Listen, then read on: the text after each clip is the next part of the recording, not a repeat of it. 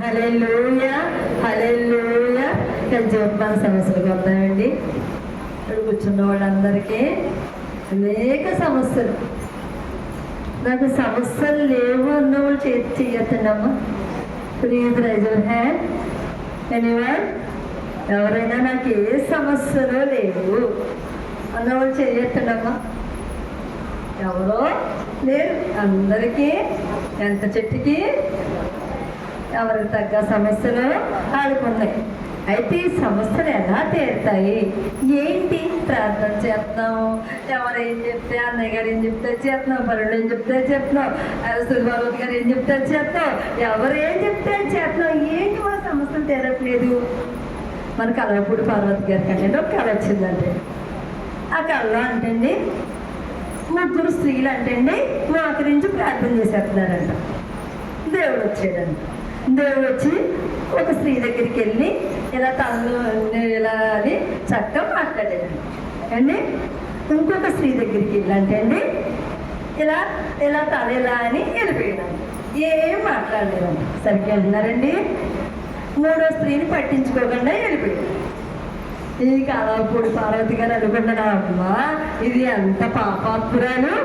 దేవుడు చక్కగా ఆమెతో మాట్లాడి ఆదిలక్ష్మి గారితో చక్కగా ఏంటని చక్కగా తల ఇలా ఊరేస్తా మాట్లాడేసాడు దేవుడు.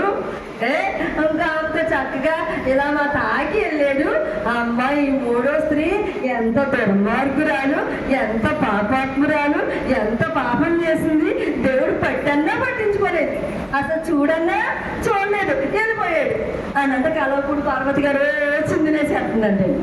ఏమే నువ్వు పాపాత్మురాలువే, నీకు అసలు బుద్ధి లేదు, చూసావు దేవుడిని అసలు చూడన్నా చూడలేదు అని దేవుడు వచ్చాడని పార్వతి. ఏ పార్వతి ఎందుకలా అని అంటున్నావు? ఎవడు కదయ్యా, మరి ఆవిడతో నువ్వు మాట్లాడావా, చక్క తాకేవా, రెండవ చక్క తాకేవా, మూడవసి పట్టించుకున్నావా?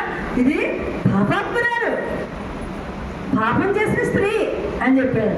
అప్పుడు దేవుడు పార్వతి గారితో చెప్పాడంట, నా మార్గం ఇరుకైన మార్గము. నా మార్గం ఏంటి? ఇరుకైన మార్గము. నేను ఇప్పుడు సపోజ్ ఫస్ట్ స్త్రీ ఆదిలక్ష్మి గారు అనుకుంది.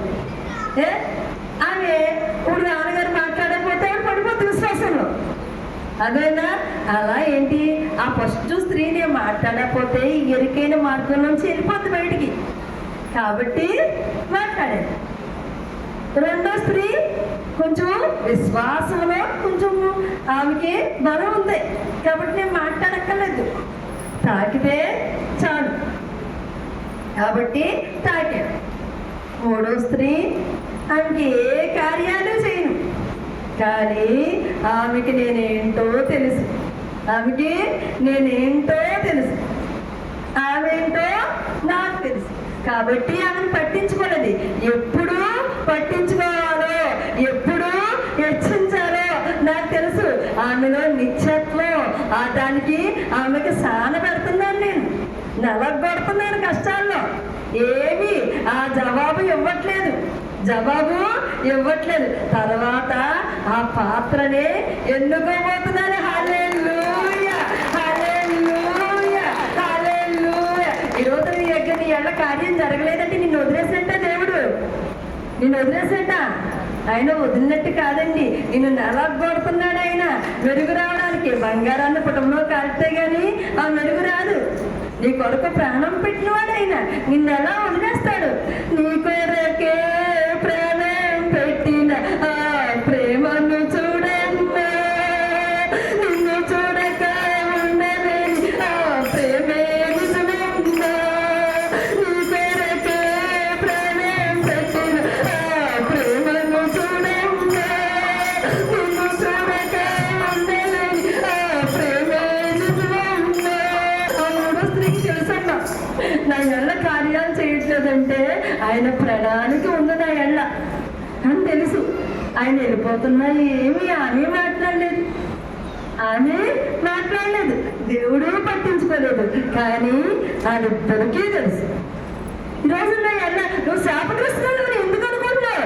ఆయన నీ కోసం సిలువెక్కాడు. తల్లిని మించిన ప్రేమ, తండ్రిని మించిన ఆదరణ నీ కోసం సిలువెక్కినైనా నీ ఎళ్ళ కార్యం చేయకపోతే నువ్వు శాపగ్రస్తున్నావు అని ఎలా అనుకుంటున్నావు? నువ్వు నీ ఎడమ ప్రణాళిక ఉన్న విషయం మర్చిపోవద్దు.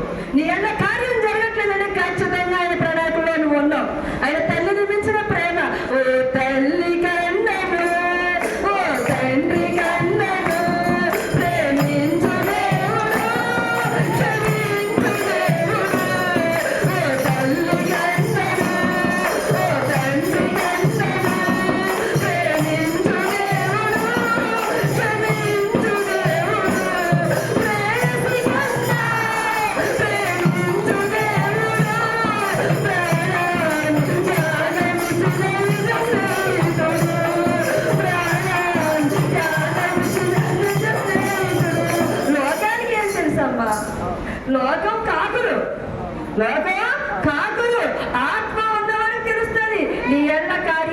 జరగట్లేదంటే పరిశుద్ధాత్ముని ప్రణాళిక నీ ఎడలో ఉంది.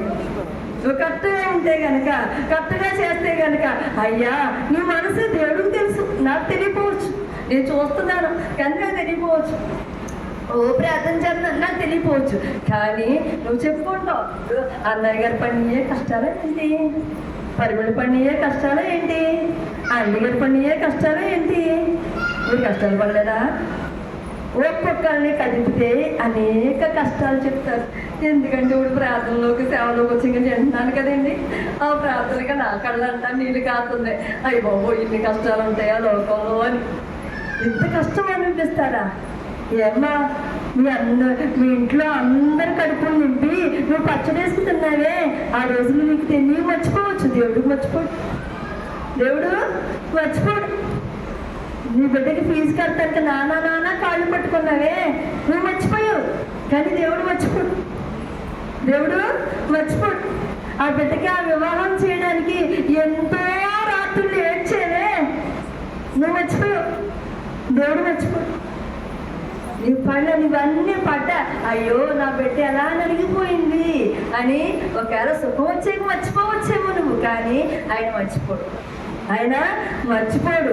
మెరుగు పెడుతున్నాడు, పుటం వేస్తాడు, ఒకేసారి బంగారానికి చెట్టు మెరిగిస్తాడు. ఆయన ఎలా శాస్త్రస్తున్నాడు అనుకుంటున్నావు, ఎలా పాపడుతున్నాడు అనుకుంటున్నావు? ప్రార్థించాలి, అయ్యా నేను నిన్ను నమ్మడమే సత్యంలోకి వచ్చేసావు, బాప్తిసం తీసుకోవడమే సత్యంలోకి వచ్చావు. దుర్మార్గురాలు అయితే నువ్వు, దుష్టురాలు అయితే ఆ సత్యంలోకి రావు. ఆ పాపాన్ని, జన్మ పాపాన్ని, కర్మ పాపాన్ని కడుక్కోవు నువ్వు. ఆ జన్మ పాపాన్ని, కర్మ పాపాన్ని నువ్వు కడుక్కున్నావంటే సత్యంలోకి వచ్చావు, కానీ సర్వ సత్యంలోకి వెళ్ళకపోతున్నావు. ఈ లోకం చెప్పాం కదా, సంఘంలో తోడేళ్ళు ఉంటారు, సింహాలు ఉంటాయి. అనేక డినామినేషన్లో, అనేక సంఘాల్లో తోడేళ్ళ సంఘాలు ఉంటాయి, సింహాల సంఘాలు ఉంటాయి, కానీ ఆ ఎక్కడ పరిశుద్ధాత్మ పనిచేస్తుందో తెలియదు మనకి. అదైనా తెలియకి పరుగులెడతా ఉంటాం, ఇక్కడికి వెళ్తే కార్యం జరుగుతుంది, కానీ మనసు గొప్పది, మనసు అనే సన్నిధి గొప్పది. నీ సన్నిధే నా పెన్నిధి దేవా, పరుగున వచ్చా చూడాలని, పరుగున వచ్చా నిన్ను చూడాలని, స్వరం వినాలని, స్వరం వినాలని, స్వరం వినాలని, నీ స్వరం వినాలని. హలో, ఏదో వెళ్ళామా వచ్చామా అయిపోయిందా, ఏదో ఉపవాసాలకు వచ్చామా ఉపవాసాలు చేసేసామా కాదు. మనం ఏంటి, పరిశుద్ధాత్మ నాకేం చెప్తున్నాడు అన్న ఆ గూఢార్థాలు తెలుసుకోవాలండి. ఇది చదువుకుంటేనే రాదు, చదివేమి సంబంధం లేదు. ఆ పరిశుద్ధాత్మను పనిచేయడానికి చదువేమి సంబంధం లేదమ్మా. చదువు సంబంధం లేదు అంటానికి వాక్యమై ఉన్న దేవుడు గ్రంథం సెలవిస్తుంది. అదేనండి, అది నీకు ఎప్పుడైతే మనం సత్యంలోకి వచ్చి అంతవరకు ఆగిపోతుందో, ఆ సత్యంలోకి వచ్చి ఆగిపోయి అక్కడ ఆ శిలువ మీద ఎలా అయినా అప్పటికప్పుడు ఆ దేవుడు తెలుసుకున్న దొంగ పనిలోకి రాజ్యానికి వెళ్ళాడు. ఎప్పటి నుంచో దేవుడిలో ఉన్న దొంగ ఎక్కడికి వెళ్ళిపోయాడు, నరకానికి. అలా ఉండిపోతున్నామండి ఈ రోజున. నయ్యన్న దేవుడిని అంటే నీకు ఇష్టం లేదు, దేవుడు ఎందుకు నాకు ఈ పరీక్ష, దేవుడు ఏంటి పరీక్ష? అయ్యా నా ఎడ నువ్వు ఎంత అడుగుతున్నానే, ఎంత సంపూర్ణ రాత్రిలో 8 నెలల నుంచి పాల్గొన్నానే, అయ్యా నా ఎడ నువ్వు కార్యం చేయట్లేదు, ఎన్నా నిన్ను ఆరాధన చేస్తున్నానే, నీ చుట్టూ తిరుగుతున్నానే బొంగరోలాగానో, కానీ నా ఎడ కార్యం జరగట్లేదు అంటే ఏదో ప్రణాళిక ఉంది బాబు. ఆ ప్రణాళిక నన్ను సిద్ధం చెయ్యి, నాకు ఆ ఓర్పుని.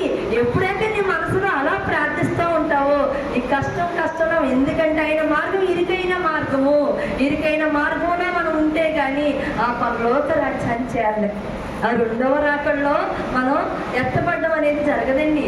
దేవుడు అంటే 7 గంటల మాపంతే వచ్చేసి పోయే దేవుడు ఏం కాదండి, సర్వాంతర్యామి ఐక్యని అయిన దేవుడైన.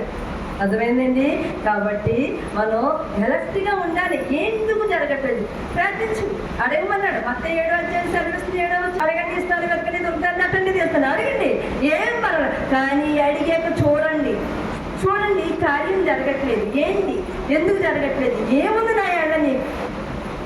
అప్పుడు ఆయన ఎవరో అన్నయ్య గారు ప్రవచించక్కర్లా, పరిమళ చెప్పక్కర్లా, మీకే తెలిసిపోతుంది. మీకు అదే పరిశుద్ధాత్మ.